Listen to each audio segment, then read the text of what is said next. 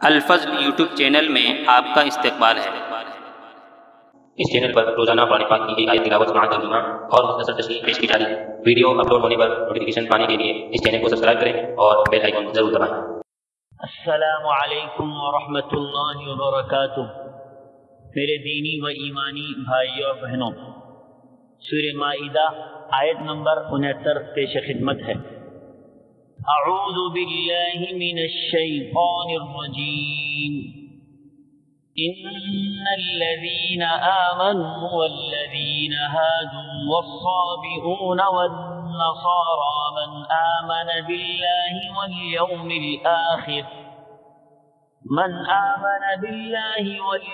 الآخر وعمل صالحا فلا خوف عليهم ولا هم يحزنون۔ بے شک مسلمان، یہودی، ستارہ پرست اور نصرانی کوئی ہو جو بھی اللہ تعالیٰ پر اور قیامت کے دن پر ایمان لائے اور نیک عمل کرے، وہ محض بے خوف رہے گا اور بالکل بے غم ہو جائے گا۔ حضرات، یہودی کو یہودی کہتے ہیں اس کے معنی کے اعتبار سے توبہ کرنے یا ایک دوسرے کے ساتھ محبت رکھنے کی وجہ سے۔ بعد میں موسیٰ علیہ السلام کے ماننے والوں کو یہود کہتے ہیں۔ نصارہ یعنی ایک دوسرے کی مدد کرنے کی وجہ سے ان کا یہ نام پڑا۔ ان کو انصار بھی کہا جاتا ہے، جیسا کہ انہوں نے حضرت عیسیٰ علیہ السلام سے کہا تھا، نحن انصار اللہ، یعنی ہم اللہ کے مددگار ہیں۔ بعد میں حضرت عیسیٰ علیہ السلام کے پیروکار اور ان کے متبعین کو نصارہ کہا جانے لگا، جن کو عیسائی بھی کہتے ہیں۔ صابی کے بارے میں کہا جاتا ہے کہ یہ لوگ یقیناً ابتدا میں کسی دین حق کے پیرو رہے ہوں گے، بعد میں ان کے اندر فرشتہ پرستی اور ستارہ پرستی آ گئی، یا یہ کسی بھی دین کے پیرو نہ رہے، اسی لیے لامذہب لوگوں کو صابی کہا جانے لگا۔ اس آیت میں اللہ تبارک و تعالیٰ نے ان چاروں قوموں کو مخاطب کر کے ایمان اور عمل صالح کی ترغیب اور اس پر فلاح آخرت کا وعدہ فرمایا ہے۔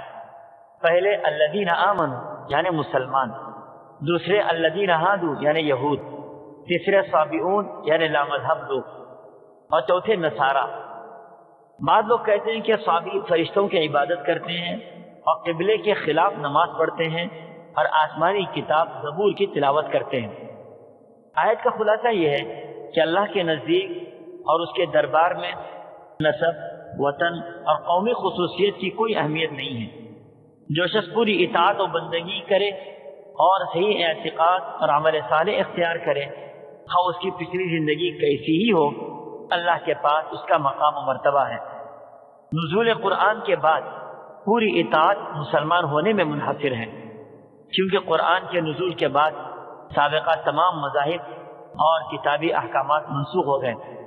سب کامیابی صرف اور صرف قرآنی احکامات پر چلنے ہی میں ہے، اور تمام رسولوں پر ایمان لانا یہ بھی ایک ضروری امر ہے۔ کسی ایک نبی کا انکار کرنا اسلام سے خارج ہونے کی علامت ہے۔